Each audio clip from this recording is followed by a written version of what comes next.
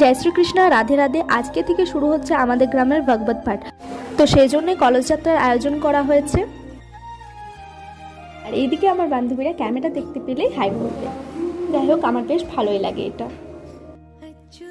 ইনি হচ্ছেন আমাদের মহারাজ। ইনি ভগবত পাঠ করবেন। 7 দিন ব্যাপী এখানে ভগবত পাঠ করানো হবে, আর 2 দিন হরিনাম সংকীর্তন হবে।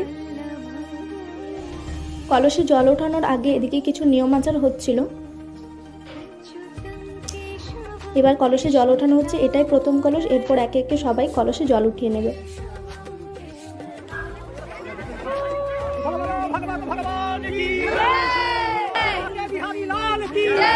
কলসে জল ওঠানো হয়ে গেছে। এবার সবাই মন্দিরের দিকে রওনা দিচ্ছে। আমরা অনেকটা পথে চলে এসেছি।